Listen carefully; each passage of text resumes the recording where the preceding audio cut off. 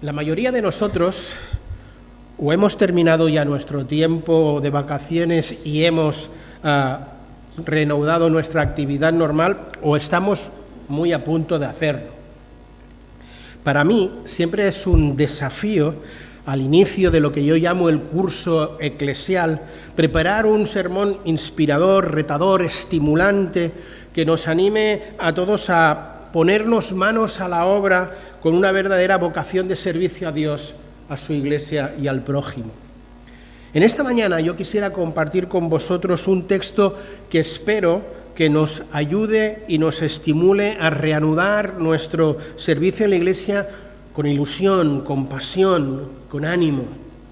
El pasaje que el Señor ha puesto en mi corazón es uno de mis pasajes preferidos, he de reconocerlo. Es un pasaje al que a mí me gusta volver una y otra vez a reflexionar, y siempre que reflexiono en su contenido me predispone a iniciar ahora este curso espiritual pues con esperanza, con ilusión, con deseo intenso del servir al Señor, y por eso quiero compartir este pasaje con vosotros.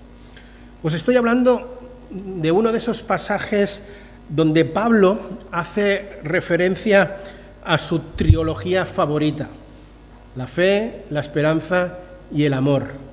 Y este pasaje en concreto, además, relaciona estas tres realidades esenciales de la vida cristiana con las obras, el trabajo y la constancia. Estoy convencido de que muchos de vosotros ya habéis averiguado a qué pasaje me estoy refiriendo. Además, en la carátula promocional de la predicación también viene el texto de una forma clara, ¿no? Primera de Tesalonicenses, la primera epístola a los tesalonicenses, en el capítulo 1 y los versículos del 2, especialmente el 3, pero hasta el 10. Abrid vuestras Biblias en este pasaje. Lo cierto es que este pasaje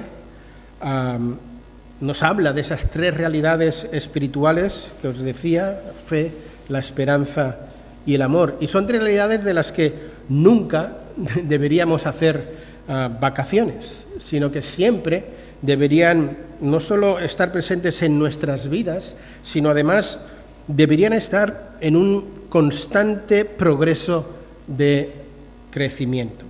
Por ello, acompañadme pues en la lectura de este pasaje. Primera Tesalonicenses, capítulo 1, del 2 al 10. Dice así la palabra del Señor: Damos siempre gracias a Dios por todos vosotros, haciendo memoria de vosotros en nuestras oraciones, acordándonos sin cesar delante del Dios y Padre de nuestro, de la obra de vuestra fe, del trabajo de vuestro amor y de vuestra constancia en la esperanza en nuestro Señor Jesucristo.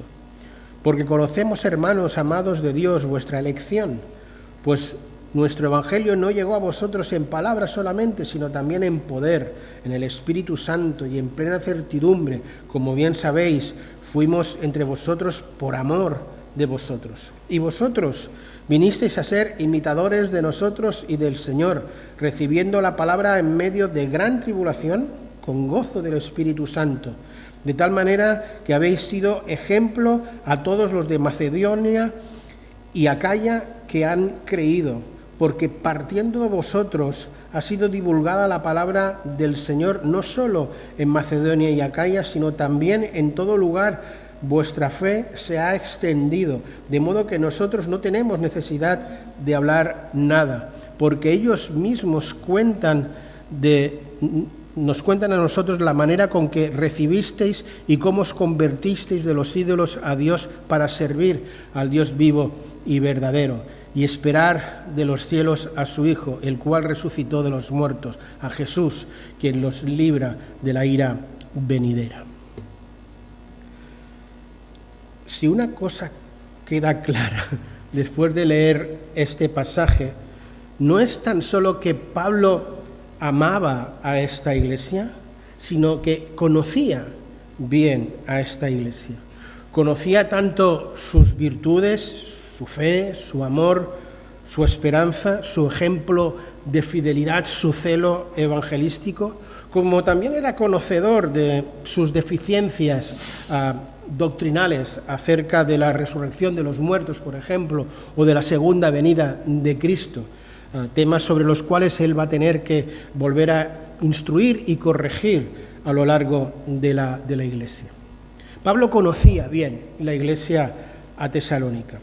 Y yo he de decir que como pastor de esta Iglesia, después ya de 14 años, más de 14 años, entre vosotros puedo decir que también conozco bastante bien a la Iglesia.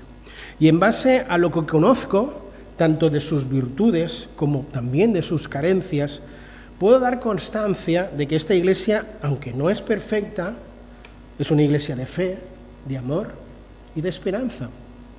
Es evidente que sería deseable que en cuanto a la fe hubiera algo más de obras, que en cuanto al amor hubiera algo más de trabajo y que en cuanto a la esperanza hubiera más evidencia de constancia.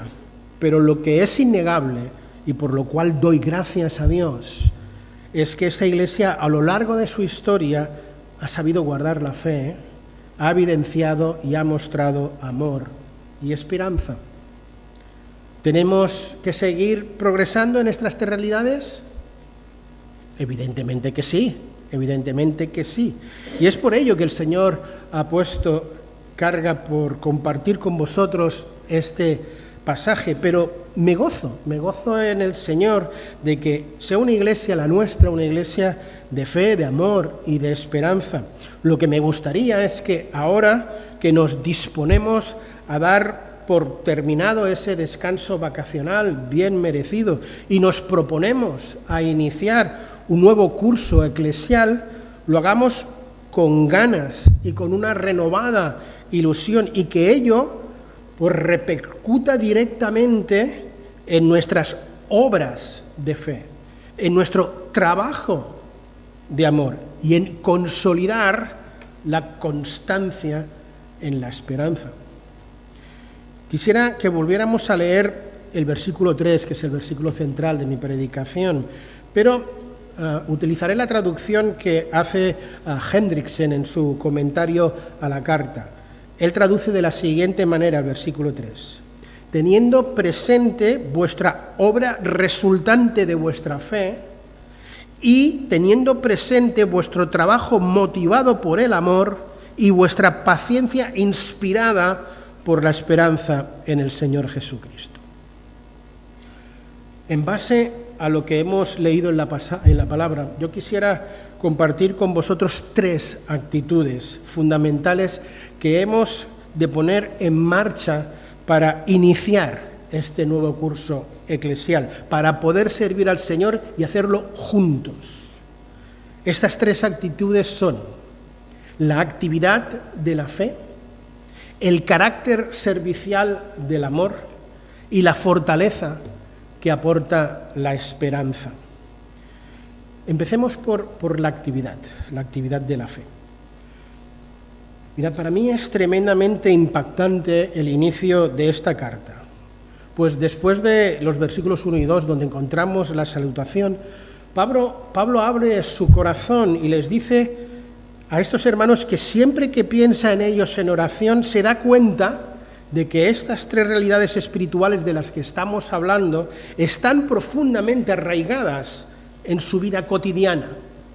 Y el darse cuenta de esta realidad en Pablo le produce un profundo sentimiento de amor y de agradecimiento a Dios por cada uno de ellos. Es por ello que Pablo dice, y estoy convencido de que no exagera, que siempre damos gracias a Dios por vosotros, y ese siempre es una constancia de todos los días, haciendo mención de vosotros, de cada uno de vosotros, en nuestras oraciones, teniendo presente sin cesar delante de Dios nuestro y Padre. Mirad, a mí no me resulta muy difícil imaginar el tremendo bien emocional y espiritual que debieron experimentar estos creyentes en Tesalónica cuando por primera vez escucharon estas palabras del apóstol Pablo. En medio de las dificultades en las que estos hermanos estaban atravesando en estos momentos, el texto mismo ya lo ha dicho un par de veces, oír palabras que habían y que salían de el que había sido su fundador, el fundador de la Iglesia, seguro que les transmitía ánimo, estímulo, les reconfortaría y les daría un gran ánimo para seguir adelante trabajando en la fe. A mí me gustaría, como pastor, poder decir lo mismo, que oro por vosotros todos los días, pero en mi caso sería exagerar. Pues si bien es cierto que oro no solo por la Iglesia, sino por cada uno de vosotros con regularidad, no puedo decir que lo haga todos los días. Lo que sí que pienso es que esta intensa vida de oración de Pablo y de sus compañeros en el ministerio nos debe enseñar, nos tiene que recordar el tremendo valor que tiene la oración y especialmente la de acción de gracias a favor de la Iglesia. Y es por ello que os animo a que en este curso eclesial que iniciamos respaldéis con vuestra asistencia el culto de oración los martes a las 7 de la tarde. Como os he dicho, este martes 16, pues reanudamos tanto el culto de oración como el estudio. Y sería fabuloso que iniciáramos este curso espiritual con un gran respaldo por parte de la Iglesia a nuestro culto de oración. Porque estoy convencido de que todos nosotros somos conscientes de lo importante que es este culto para mantener viva y sana la vida espiritual de la Iglesia. Mirad, me resulta impactante y muy interesante darme cuenta que lo primero que viene a la mente a Pablo al pensar en los tesalonicenses y al orar por ellos es su fe activa, una fe respaldada por obras. Es evidente que para Pablo y también para estos creyentes, la fe no es algo solamente que se siente o algo que está en nuestra mente, en nuestro pensamiento, sino que la fe es acción, porque es creativa, porque hace obras.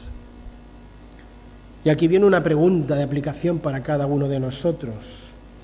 ¿Cómo está nuestra fe? ¿Cuánta acción tiene nuestra fe? ¿Con cuánta fe estamos trabajando? Pablo da gracias por la obra de fe. Y normalmente nosotros, cuando pensamos en obras, nos viene a la mente sobre todo pues, las obras de caridad, cuidar enfermos, consolar a los débiles, ayudar a los desvalidos. Y es posible que Pablo tuviera en mente este tipo de obras, no lo dudo. Pero a la luz del contenido de los versículos del 6 al 10 que hemos leído, donde se pone en evidencia el celo y el trabajo evangelístico de esta Iglesia, creo que Pablo, al mencionar las obras de la fe, estaba especialmente pensando en la obra de propagación del Evangelio. Una obra de evangelización que además se estaba llevando en medio, como dice el texto, de un contexto de intensa persecución. En base a esto, vuelvo a preguntarme y a preguntaros, ¿nuestra fe nos está impulsando a realizar obras de evangelización, sobre todo en el ámbito de nuestro trabajo, en el ámbito de nuestros vecinos, en el ámbito de nuestras amistades? A ver, no quisiera agobiarte, ¿no?, con todo este tipo de preguntas aplicativas que os estoy lanzando, y mucho menos quisiera acusarte y hacerte que te sientas culpable, ¿bien? Lo que pretendo con todas estas preguntas que lanzo, tanto a vosotros como a un servidor, es que al reflexionar sobre la calidad y la cantidad de nuestras obras de fe, ello nos impulse a una obra evangelizadora más constante y persistente a lo largo de este curso escolar. Que nos propongamos que las obras de fe que llevemos a cabo este curso escolar ayuden a la extensión del reino de Dios y para que muchos conozcan el amor de Dios en sus vidas. Amén. La segunda realidad espiritual por la que Pablo da gracias y de la cual hace mención en sus oraciones es el trabajo de amor. O como traduce la Nueva Versión Internacional, con cuánto amor habéis servido. Pablo ahora lo que hace es destacar el carácter servicial del amor. Lo hacían por amor. No lo hacían porque debían hacerlo, o porque Pablo les había enseñado que era un mandamiento ir por todo el mundo y anunciar las buenas nuevas de salvación. Lo hacían, sí, claro, por coherencia con la fe. Lo hacían, sí, claro, por obediencia al mandato divino. Pero sobre todo lo que les motivaba a llevar el Evangelio a otros era el amor. Habían recibido el Evangelio con amor por parte de Pablo y sus compañeros. Y ahora ellos estaban transmitiendo lo mismo con ese mismo amor. Y lo estaban haciendo no con cualquier tipo de amor. Pues el apóstol Pablo, para calificar ese amor, empleó una palabra en hebreo, en griego bien concreta, hopou, que significa trabajo pesado. Esta palabra en el original transmite la idea de que el verdadero amor implica en la mayoría de los casos no solo un trabajo, sino un trabajo esforzado, un trabajo pesado, un trabajo que es duro, que hay que pagar un precio. El verdadero amor puede, por ejemplo, mover a una persona a hacer grandes sacrificios, a quedarse en el hospital para cuidar a un enfermo durante días y noches largas, hasta llegar al agotamiento. Y nos preguntamos, ¿por qué lo hace? Y la única respuesta correcta es por amor. Por tanto, el amor a Dios debería mover a cada uno de nosotros a pagar un precio, el que fuera necesario, para llevar las buenas nuevas de salvación a otros y que otros conozcan qué es eso de la vida eterna, la esperanza y la seguridad, a todos aquellos que ahora pues están sin esperanza y sin Dios. En la Santa Cena recordábamos que decíamos que no podíamos hacer memoria por hacer memoria, sino recordar y estar agradecidos. ¿Agradecidos de qué? Del inmenso amor de Dios. Pues ese amor de Dios ahora tiene que tocar nuestra fibra sensible, tiene que tocar nuestra mente, nuestro corazón, impulsar nuestra voluntad a con ese amor llevar el Evangelio a otros. Y aquí que os pregunto, y me pregunto a mí mismo, ¿cómo andamos de amor? ¿Nuestro amor es más de palabra o de trabajo? De ese trabajo duro, esforzado, del que Pablo está hablando en su carta.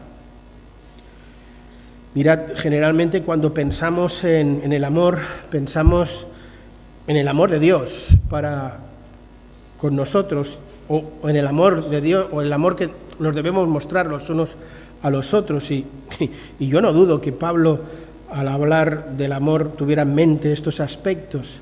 Pero, de nuevo, a la luz del contenido de lo que escribe en los versículos del 6 al 10, creo que Pablo tenía sobre todo en mente ese tipo de amor necesario que hay que tener para acercarse al vecino, al compañero de trabajo o de estudios y decirle que Dios le ama, decirle que Dios tiene un plan maravilloso para él, tanto para su vida presente como para toda su eternidad. pero que para disfrutar de ese plan de Dios y de esa eternidad, antes necesita, en palabras de Pablo en esta epístola, convertirse de los ídolos para servir al Dios verdadero.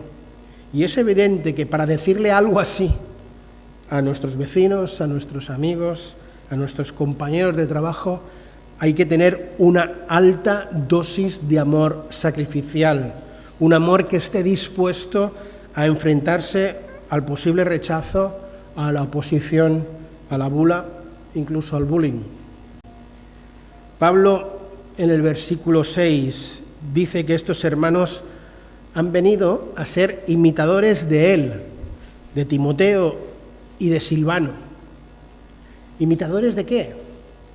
Pues, por ejemplo, en estar dispuestos, por amor, a predicar el Evangelio a los macedonios, a los de Acaya, a todos aquella región.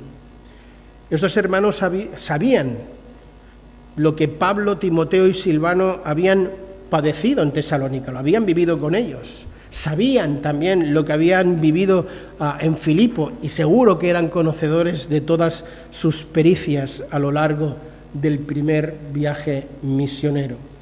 Y ahora ellos, siguiendo no solo el ejemplo de sus maestros, sino el ejemplo del mismo Dios, porque el versículo 6 dice que Dios por amor se desprendió de su Hijo unigénito.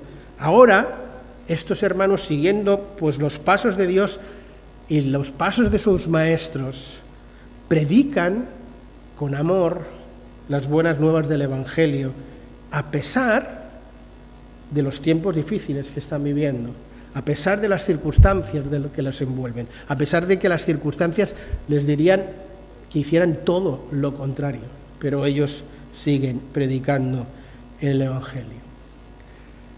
No hay lugar a dudas que estos creyentes en Tesalónica fueron unos excelentes alumnos de Pablo, Silvano y Timoteo.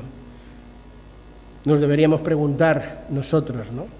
¿Somos también nosotros excelentes alumnos durante el curso escolar, escuchando y no solo escuchando, sino aplicando los estudios, los martes en la escuela dominical, las predicaciones?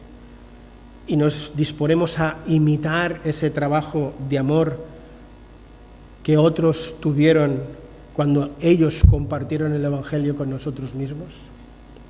Se podría decir de cada uno de nosotros que somos ejemplo de fe y de amor. La tercera actitud por la que Pablo da gracias y hace mención en sus oraciones es la constancia de la esperanza. La esperanza para Pablo va unida a la paciencia, a la constancia, a la perseverancia. Para Pablo la esperanza es algo tan tangible como la fe y como el amor. El que tiene esperanza, la verdadera esperanza, continúa, persevera, a pesar de las cosas negativas que le sucedan, porque espera en el Señor Jesucristo. La fortaleza en medio de los sufrimientos, la perseverancia y la constancia en medio de los malos tiempos, no proviene del pensamiento positivo, del todo irá bien, que dicen en muchas series, o de la convicción interior o exterior, ¿no? No, la fortaleza, la constancia y la perseverancia provienen directamente de aquello que esperamos en nuestro Señor Jesucristo. Gracias a nuestra convicción profunda en que no en nosotros, sino en Dios, que va a cumplir todas y cada una de sus promesas y va a llevar a cabo su plan en nosotros, es que sacamos las fuerzas necesarias para perseverar. Es nuestra confianza absoluta en Dios la que nos ayuda y nos da la fortaleza necesaria en medio de los sufrimientos y de las circunstancias adversas que podamos estar atravesando en nuestras vidas. Y estoy seguro que a estas alturas supongo que ya sabéis que os voy a preguntar ahora. ¿Cómo andamos de esperanza? ¿Cómo está nuestra confianza en las promesas de Dios?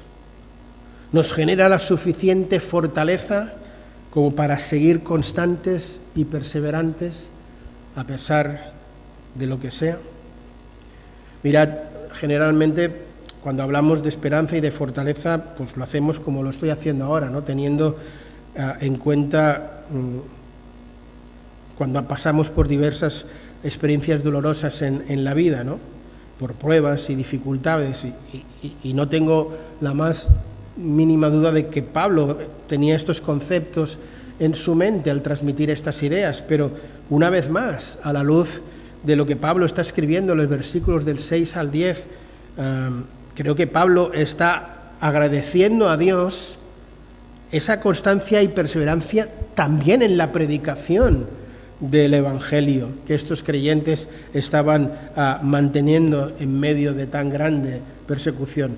No solo guardaban la fe, sino que seguían evangelizando.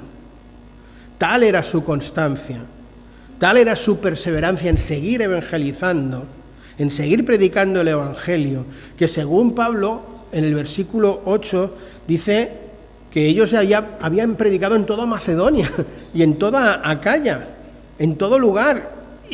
Y esto nos hace pensar en esa su gran influencia evangelística que habían tenido estos hermanos, llenando el Evangelio en Palestina, Siria y Asia. Es lo que nos está diciendo Pablo. Y de todos estos lugares, dice Pablo, le están llegando buenas noticias de estos hermanos, le están llegando constancia de la calidad de la fe, de la conducta de amor y de la constancia en predicar el Evangelio. Porque partiendo de vosotros, dice, ha sido divulgada la palabra del Señor no solo en Macedonia y en Acaya, sino que también en todo lugar vuestra fe se ha extendido, de modo que nosotros no tenemos necesidad de hablar nada, porque ellos mismos cuentan de nosotros la manera con que recibisteis y cómo os convertisteis de los ídolos a Dios para servir al Dios vivo y verdadero. ¿Sabe Dios cuánto me gustaría que de nuestra iglesia en Viladecans pudiera decirse algo parecido a lo que acabamos de leer aquí, ¿no? Que partiendo de nosotros la palabra no solo ha llegado a Viladecans, sino al resto del Baix Llobregat. Y que esto no es para nuestra gloria, sino para la gloria de Dios y para la extensión de su reino.